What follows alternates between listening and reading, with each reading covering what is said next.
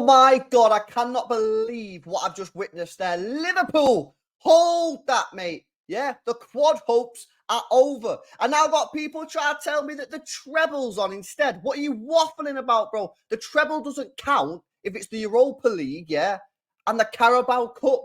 The quad hopes are over, and the pressure is now massively on Liverpool when they play Brighton after this international break. I'll tell you what today, yeah, that was mad from Liverpool because they were so arrogant. In that second half, Man United in that first 25, 30 minutes were there for the taking. And Liverpool was just passing the ball around, keeping the ball, being like, oh yeah, like everything's fine. Like this United team ain't going to do shit. And I said it multiple times during that watch along. I said, Liverpool are playing a dangerous game here. It was only 2-1, yeah? And it's a big game. And in that last 10 minutes, if it's still 2-1, there's only going to be one team that's pressing. It won't be Liverpool, regardless of how bad Man United are. And what happened? Man United got the equaliser. That was poor from Liverpool today. It wasn't just the fact like they had a couple of chances that they missed or whatever, or Darwin Núñez making a huge Bozo FC moment. It wasn't that. It was the way that they played the game. And Man United, as shit as they were throughout the match, they just stuck in there. You know what I mean? In that second half, that first 25, 30 minutes, when it was Liverpool just passing the ball around, Liverpool had 72% possession and United couldn't get anywhere near them. But what did United do? They just stuck in there and they waited. They did exactly what I said in the watch along. They just waited until the last 10 minutes and then boom, they went for it. And then they got the goal with Anthony. Then they go behind again in injury time, equalised. Yeah. And then what happens? Liverpool get the corner. Everyone comes up for it. And boom, Ahmad goes down the other end and scores the goal. And for me, the big thing from being a City fan point of view, is how is this now going to impact Liverpool? Now, obviously, Liverpool fans are going to try and be positive about this. I get that. They're not going to be like, oh, season's over, apart from maybe Hussam. But, you know, could this impact their next game? They're playing Brighton at home. Now, I put this down previously as an easy win for Liverpool at home to Brighton. But are these players going to be a bit nervy? Are Brighton going to be looking at this today going, they're there to be got at? The pressure is massively, massively on Liverpool because if you look at it now, I'm not being funny here, but winning the Carabao Cup and the Europa League for Liverpool, is that really success? Obviously, they want to win it. They're in the tournament. You might as well win it. But Liverpool are a club that needs to be winning Premier Leagues, Champions Leagues, and FA Cups. They're the main trophies. They're not in the Champions League, so they can't win that. And now they're out the FA Cup. So the way I look at it, yeah, is, and this is just being, I think, completely rational about the situation, is that they've got to go full send for that Premier League now. Because that's the one trophy that they need to win. You know, you can't be having an open top bus parade with just a Carabao Cup, lads. You know what I mean? That'd be tragic. So for me now, I'm looking at this thinking, how is this going to impact Liverpool's next matches? You know, and they got Brighton. Let me have a look at the other games they've got as well, because I tell you what, that Brighton game now, I'm looking at that thinking, before I didn't give them a chance. After that, they got Sheffield United at home. That'll be an easy W. Then they got to go back to Old Trafford again. And United are going to have belief when Liverpool go back there in the league game on the 7th of April. You'd like to think United are going to have a little bit of belief. Then they got Crystal Palace at home. To be fair, the fixtures are semi-kind to them. But I'm not looking at any of the games. I'm looking at that next one. I'm looking at the game against Brighton and Hove Albion at Anfield, yeah? And if Liverpool maybe don't score in that first 25, 30 minutes and Brighton are playing decent football, crowd might become nervy, players might become nervy, and who knows what can happen. Now, of course, I'm not being an idiot. I kind of get that Liverpool are probably still going to be favourites and are probably still going to win that game.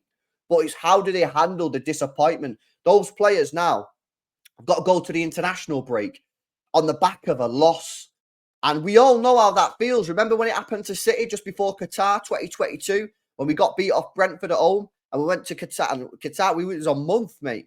Over a month of football happening. And all I could think about is whenever I thought about City was, we just lost against Brentford. We just lost. Like, it's a negative mindset.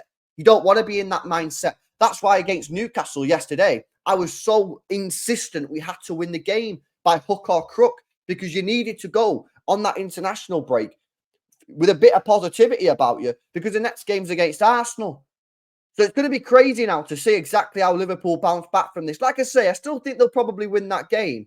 As for United, Obviously, they're going to be celebrating. They're going to be very happy. I still think there are massive worrying signs for them. I mean, that second half performance was shambolic, in my truthful opinion. I really think it was tragic. Liverpool were just pissing around with the ball, but Liverpool weren't really doing too much about it. You know, Rashford, I know he scored, but he needs to work on his finishing a little bit. Diallo, I feel a little bit sorry that he's now going to miss the semi-final against Coventry, because maybe he would have played, but I guess them the rules. And of course, City have now got Chelsea. So our Tottenham game now gets moved, and Tottenham's going to be played second to last game of the season away at Spurs. That's going to be tricky. And we've obviously not beaten Chelsea in two attempts this season, with a 4-4 draw and a 1-1 draw. We can't play them 3 times, Chelsea being this bad, and not beat them a single time. So this is a great opportunity for us to right the wrongs of the 2 previous games. But listen, on the day they're a decent side, we need to turn up and perform. But as for Liverpool now, yeah, quad hopes are gone, mate. They're gone. And I got some Liverpool fans in the comments saying, we can still go for the treble. Oh, lads, just please stop it, man. It's embarrassing. There ain't no treble. There ain't no treble with a Carabao Cup and the Europa League. Please don't say that. If you want to say, yeah, quad's gone, even though it's not, again, it's still not really a quad if it's the Europa League. If you want to say the quad's gone, but we can still have a good season by winning, you know, the Premier League, Europa League, and Carabao Cup, I'll be like, yeah, absolutely. But don't call it a treble, man. Come on. You're better than that, Liverpool fans. Your focus now, 100% has to be on that Brighton game. Because if you drop points in that Brighton game, a defeat or a draw, City and Arsenal are going to be sniffing, mate. And they're going to be, one of us, whoever wins the game, hopefully it's not a draw, will be there. So this is the moment now. Liverpool are going to have to find some sort of resilience within themselves to bounce back from this, because this is damaging, man.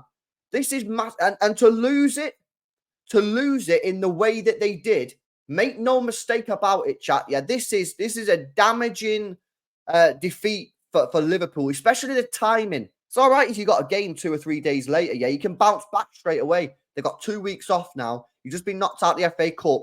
Quad hopes are gone, and your next game's against a decent Brighton team. So it's all about how they bounce back. Listen, we'll have to wait and see. I'll tell you one thing, yeah. The pray-alongs, they're back now. Yeah, because I think we're entering that type of time of the season now where the nerves can kick in. Chat, let me know your thoughts and comments in the comment section below. Do you have any hope that Brighton could do anything? If you're a Liverpool fan, how much do you think this is going to impact your season now? Do you think you can bounce back straight away? Are you not asked? Let me know in the comment section below. Guys, drop a like on the stream. Make sure you are subscribed. And I'll catch you guys in the next one. Peace out, man.